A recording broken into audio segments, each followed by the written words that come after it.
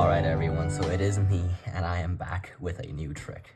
Now summer's been pretty busy for me, and now that I'm back in the routine of school, I think I'm able to post a new trick for you guys, at least once a month. Again, I can be back on the routine, so yeah, without further ado, let's just get straight into the performance of this trick. Alright, so here is going to be a quick performance of the trick. So, to start off, the audience can shuffle the cards.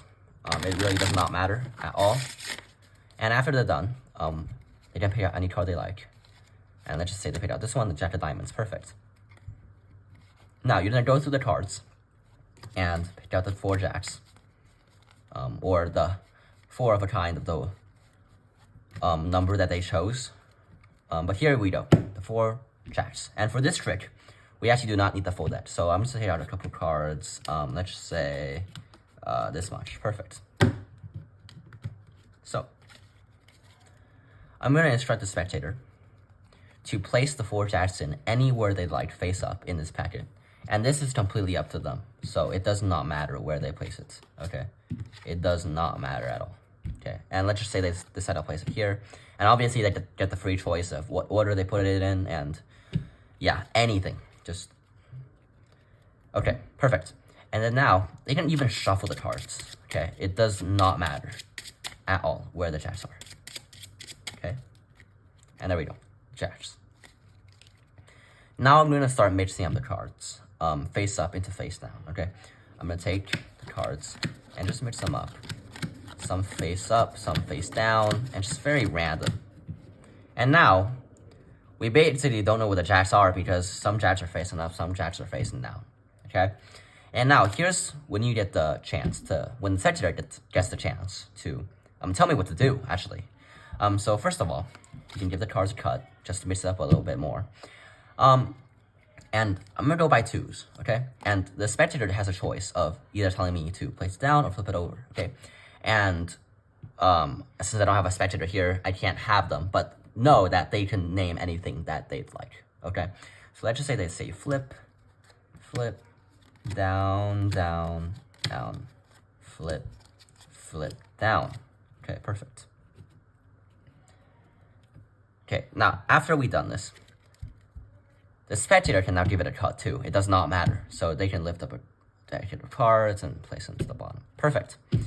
Now, we're going to do this exact same thing, but now with 4 cards, okay? So they can tell me to flip it over or place it down. So let's just say they place it down, and let's just say over and over.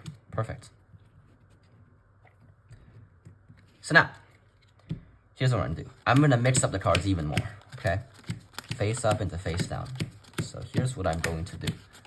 I'm going to do this and maybe flip some cards over and keep flipping them over. Maybe something like that. Perfect. Just very random mixing, okay? But you practically got every single decision in this trick. I barely did anything. And the chances of this happening is really, really unlikely, but we ended up with this exact order of cards. The order, the orientation of it was entirely decided by you.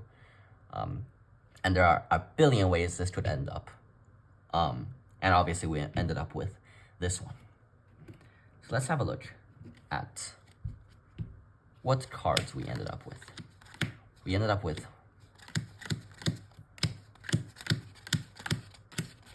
oh, how strange. We ended up with all the cards face up, but I don't see the jacks. And miraculously, the jacks are the only ones face down. After all that decisions, okay? So that was the trick, and stick around for the tutorial. Alright, so this trick takes absolutely no skill. And here is how you do it. First of all, you're gonna have the audience check to make sure that every card is different. But for this trick, as you know, you don't need the full deck. So first of all, without you doing anything, you can shuffle the cards to convince them that the cards are shuffled. But shuffling the cards doesn't matter because you're not trying to guess what the card is anyways. And they can pick any card they'd like, and let's just say they pick this one, the 10 of clubs. Okay, perfect. So they're gonna go ahead and take this 10 of clubs right? And you're gonna find the other 10s, because the whole point of them picking out a card is for you to just settle on 4 of a kind. I might be blind here, but I didn't see the 10s. Oh, there it is. Okay, so there you go. Let's just say they're doing the 10s for now, and you're gonna get out 12 cards in total. That's the amount of cards you need. Okay, so I usually like to count them like this, like 1, 2, 3, 1, 2, 3, 1, 2, 3, and 1, 2, 3. You're gonna count that total of 4 times, and that'll give you 12 cards. Okay, so with the 12 cards, you can go ahead and ask them to go ahead and place it anywhere they'd like. And obviously, this is completely a free choice. They can place it anywhere they really like, and it doesn't matter at all. Okay, because this is basically a math trick.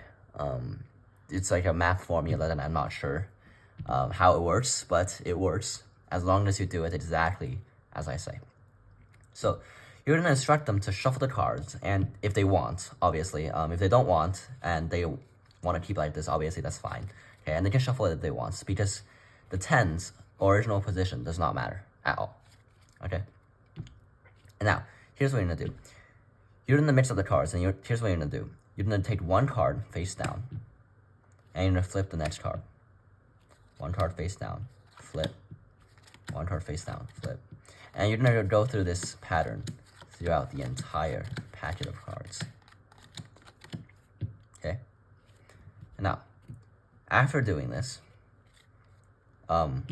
they can cut the cards, okay? So, here's the thing to keep in mind. By now, once you've done the first step with the face down, face up, they cannot shuffle the cards anymore. They can only cut, okay? So, they can cut anywhere they like, but they can only cut. They cannot shuffle with an overhand shuffle or anything like that, okay? The only thing they can do to mix up the cards is to cut the cards.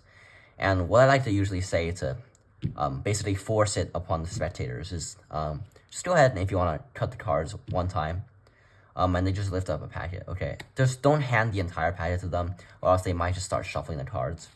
But if you just hold out your hand like this and ask them to cut out the pack, then just lift up a packet and you're just gonna place it on top. And that's it, okay? And then, so once you're done with this first step, you're gonna start asking them.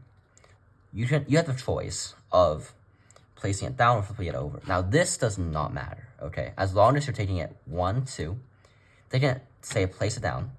They can say flip it over. But when you're flipping it over, there's really no way to get it wrong, but you just literally flip it over and you drop it on top, okay?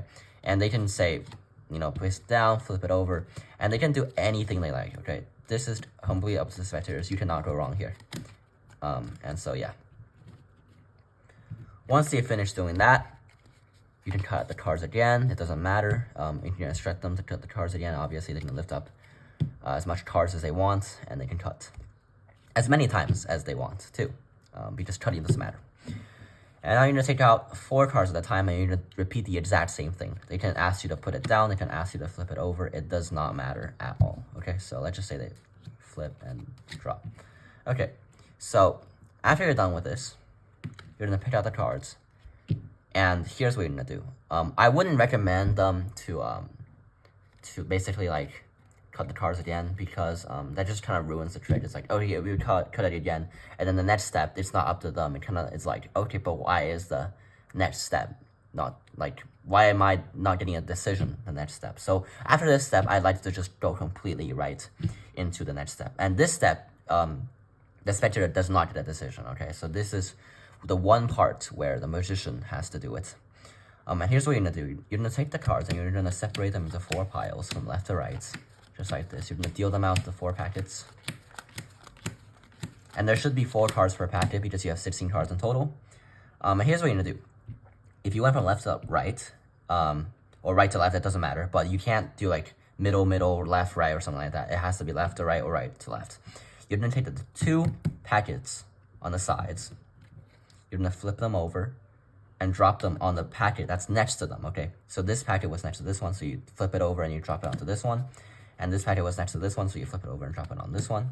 And now it doesn't matter which one you flip over any one you'd like out of these, and you drop it on top. And if you did everything right, as I said, it's literally math, and you will end up with the 4 cards you had at the beginning facing up again. Okay, this is just, again, a math formula. And yeah, so this trick absolutely requires no skill, and is quite a fooler. When I first saw it, I actually was fooled too. So yeah, that was a trick. Hope you guys enjoyed, and peace out.